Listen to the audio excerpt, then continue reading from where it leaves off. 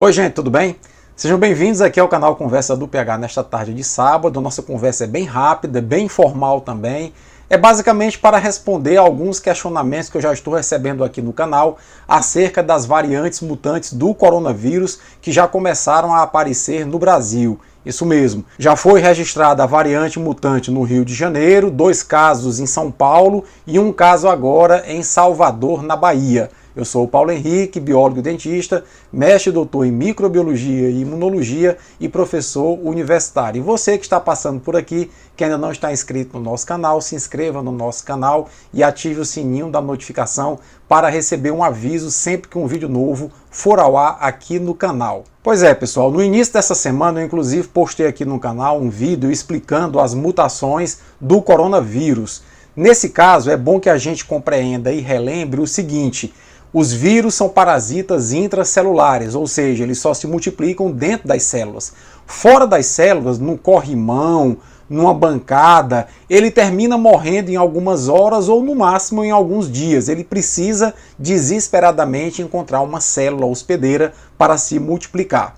Pois bem, acontece que os vírus são seres muito rudimentares. Quanto mais eles se multiplicam, maiores são as chances deles sofrerem mutações, que são pequenas alterações que acontecem na sequência de letrinhas, chamada sequência de bases, que formam o seu material genético. É bom lembrar que cada vez que um organismo vai se reproduzir, ele precisa copiar o seu material genético. E, por vezes, na cópia desse material genético, acontecem algumas pequenas alterações chamadas de mutações. Então, qual é a lógica? Quanto mais o coronavírus encontrar pessoas circulando e quanto mais pessoas ele infectar, mais ele vai se multiplicar e maiores são as probabilidades, ou maior é a probabilidade dele sofrer mutações. Bom, acontece que em alguns casos essas mutações podem aumentar a capacidade infecciosa do vírus e em outros casos, inclusive, essas mutações podem aumentar quando se acumulam em grande quantidade de mutações, elas podem aumentar a virulência, a agressividade com a qual o vírus vai causar doença nas pessoas. Como eu também já expliquei em um vídeo anterior essa semana, as vacinas existem para simular o vírus em nosso corpo e treinar o nosso corpo a produzir defesas, para que quando o vírus ativo entrar em contato com o nosso corpo treinado, com as defesas prontas, ele possa rapidamente reagir à presença do vírus e matar o vírus, não dando tempo dele se multiplicar e não dando tempo dele sofrer uma eventual mutação. Assim, nesse sentido, foram identificadas 2 importantes mutações do coronavírus que aparentemente aumentam a sua capacidade infecciosa. Uma mutação registrada na África do Sul, chamada E484K.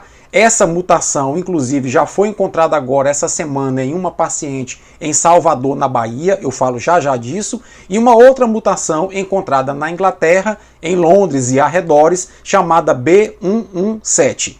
Essas mutações nada mais são do que alterações na sequência genética do vírus que acontece devido a ele se multiplicar muito intensamente. Pois bem, em ambos os casos, as autoridades da África do Sul e as autoridades do Reino Unido detectaram que essas mutações aumentaram a capacidade do coronavírus infectar células. Eu até cheguei aqui a explicar. É basicamente como se o coronavírus não mutante tivesse na sua proteína S 2 ganchinhos para se ligar à proteína de nossas células e invadir, e depois da mutação, esse coronavírus passou a ter na sua proteína S 4 ganchinhos, o que aumenta a capacidade dele se ligar em nossas células e invadir as nossas células. As autoridades da África do Sul e do Reino Unido acreditam que essa mutação, ou essas 2 mutações, tenham aumentado a capacidade infecciosa do coronavírus em até 70%. Não à toa que lá no Reino Unido, essa variante mutante já se tornou dominante, ou seja,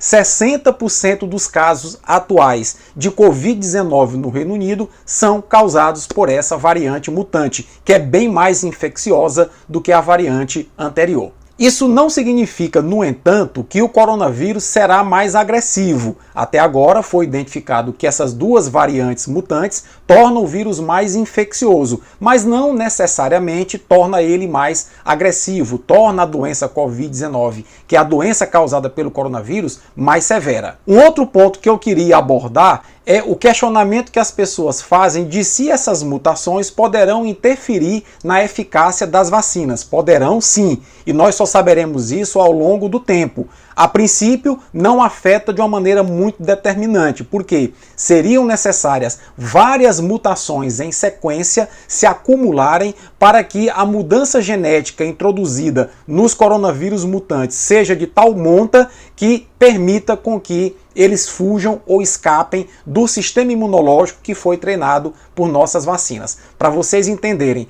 a proteína que faz com que o coronavírus invada nossas células é aquela proteína em forma de espinho da superfície do coronavírus, chamada proteína S.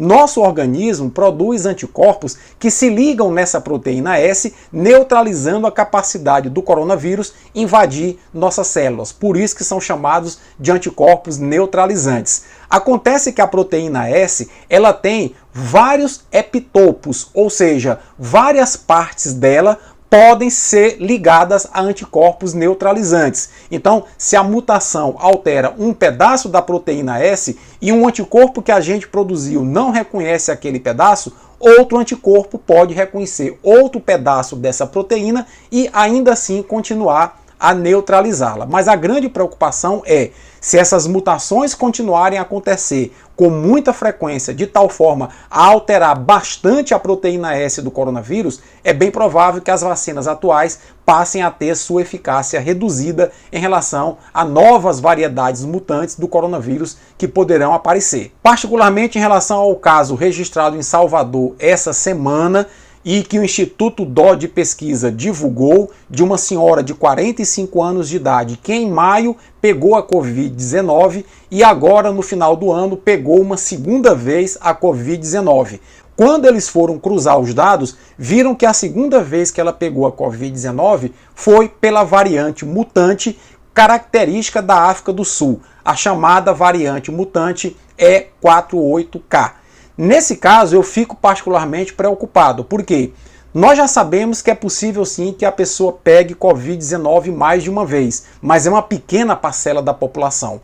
Agora, uma pessoa pegar a Covid-19 uma segunda vez por uma variante mutante diferente da qual lhe contaminou a primeira vez, esse foi o primeiro registro no mundo. E isso é preocupante, porque pode significar que aquela pessoa que pegou o Covid-19 a primeira vez e que desenvolveu imunidade para a Covid-19, a variante mutante escapou dessa resposta imunológica. Então, é preciso que se investigue melhor essa situação de Salvador, porque se essa variante mutante que escapou da resposta imune dessa mulher de 45 anos de idade, que tinha desenvolvido uma resposta para a primeira infecção, é muito provável que essa variante mutante tenha adquirido a capacidade de escapar da resposta imunológica à variante anterior do coronavírus e possa se espalhar muito rapidamente pelo Brasil. Para isso, uma vigilância epidemiológica e molecular é muito importante nesse momento em que nós temos essas suspeitas, tanto em Salvador, como no Rio de Janeiro, como em São Paulo. Lições que ficam para todos nós a partir dessas variantes mutantes que estão aparecendo no Brasil. Primeiro, os vírus precisam se multiplicar e para se multiplicar eles precisam de células.